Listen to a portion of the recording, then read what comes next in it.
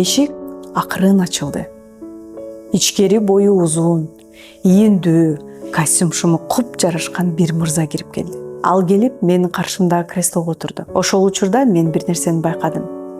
Анын ийиндери сыртынан түз көрүнгөнү менен адамдын көп жылдан бери эзилип келген салмак бар эле. Бул жөн эле чарчоо эмес, башка нерсе. Ошол кезде мен акырын сурадым. Келиңиз, эмне болуп жатат? Ал бир аз унчукпай отуруп, андан кийин жай сүйлөдү. Акыркы 6 айдан бери кыйналып жатам. Акырын айтты. Бирок ошол үндүн артында коркуу бар эле. Түн ичинде ойгонуп кетем. Дем жетпейт. Жүрөгүмдүн үстүндө чоң таш жаткандай деп бир аз токтоп турду. Бир аз жутунуп, андан кийин биринчи жолу көздөрү менен мени түз карады. Мен коркуп жатам. Ал дарыгерге барыптыр. Кардиологдон, анализдерден, ар кандай текшерүүлөрдөн, ЭКГ баары таза. Бирок адамдын денесинде баары таза болгону менен ага медицина эч кандай анализ берген жок. А мен ошол кезде башка нерсе сурадым. Жөнөкөй эле, бирок абдан оор.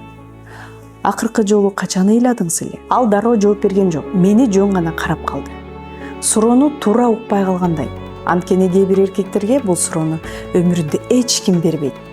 Бир аздан кийин акырын күлүмсүрөгөндөй болду. Бирок ал күлкүдө жылуулук жок болчу. Мени карап туруп, менби? Унчукпай калды. Андан кийин жай айтты. 12 жашымдан бери. Ошол кезде бөлмө тыптынч болуп калды. Атам каза болгондо мен унчукпай калдым. Ал ошол кезде улантып баштады. Ошондой аябай ыйлап жаткам. Тайкем мени сыртка алып чыгып айтты. Ошол кезде үнү өзгөрүп кетти. Эркектер ыйлабайт. Сен эми үйдүн эркегисиң. Энеңди, карындаштарыңды сен карайсың. Анан акыркы сүйлөмдү дээрлик шыбырап акырын айтты. Алсыз болбо. Ошол учурда менин маңдайымда чоң компания башкарган эркек отурган жок. Менин каршымда 12 жаштагы атасын жаңы жоготкон бала отурду. Ыйлагысы келген, өзүнө уруксат бербеген. Ошол күнү ал ар бир нерсени көмгөн. Көз жашын, кайгысын, коркусун, алсыздыгын жөн гана көмгөн эмес, ичине жашырып бекитип алган. Анткени биз эркектерге эмнени үйрөтөбүз? Дайыма чыда, бекем бол, эркексиң да, ыйлаганга болбойт деп. Бирок сезим буйрукту укпайт. Сен чыгарбаган эмоция болуп кетпейт. Ал жөн гана башка формага өтүп кетиши мүмкүн. Ошол кезде кээде бизге баш оору пайда болот. Кээде жүрөгүбүз кысылат. Кээде дем жетпеген паника болот. Кээде денебизде көрүнбөгөн ташка айланат. Ошол кезде мен акырын, балким сиздин жан дүйнөңүз 30 жылдан бери ыйлап жаткандыр. Ал ошол жерде унчукпай калды. Көздөрү өзгөрүп кетти. Бирок ошол күнү сессияда ал ыйлаган жок.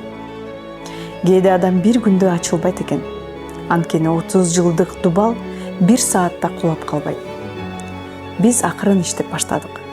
Катмар, ачууну ачтык, коркууну ачтык, жалгыздыктарды ачтык. Мен баарын өзүм көтөрүшүм керек деген ишенимди да ачтык. Анан бир күнү ал сүйлөп жатып токтоп калды. Эч нерсе болгон жок. Жөн гана тынчтык. Андан кийин биринчи жолу көз жаш түштү. Бир тамчы. Андан кийин дагы бир. Анан токтогон жок. Ал чоң киши болуп эмес, атасын жоготкон бала болуп ыйлады. Өксүп ыйлады. Мен чыныгы күчтүү көрдүм. Анткени сезимиң менен жолугуу эң оор нерсе. Сессия бүткөндөн кийин ал ордунан туруп, бир аз башкача болуп туруп, жеңилирээк эшикке жеткенде бурулуп мага айтты. Мээрим, мен биринчи жолу терең дем алдым. Көкүрөгүм кармап, жүрөгүмдө таш кулагандай болду. Биз эркектерге көп нерсени үйрөтөбүз. Акча тапканды, жоопкерчиликти, үй бүлө багууну, күчтүү болууну, бирок бир нерсени үйрөтпөй калабыз. Бул эмне? бул сезүү. Анан акырында биз таң калабыз. Эмнеге 40-ыңда инфаркт болдуң? Эмнеге түн ичинде сенде паника бар? Эмнеге себепсиз агрессия болосуң? Эмнеге ичиңде боштук? Анткени көз жаш чыкпаган жерде дайыма оору чыгат. Ошон үчүн айтам, эркек ыйласа ал алсыз эмес. Ал жөн гана тирүү адам. Ал жөн гана адам. Ал өзүнүн ичинде көмүлгөн баланы акыркы угуп жатат. Азыр муну көрүп отуруп, балким сиз дагы күчтүү болуп жүргөн чыгарсыз. Бирок өзүңүзгө бир суроо берип көрүңүз. Сен чын эле күчтүүсүңбү же жөн гана көптөн бери ыйлай элексиңби?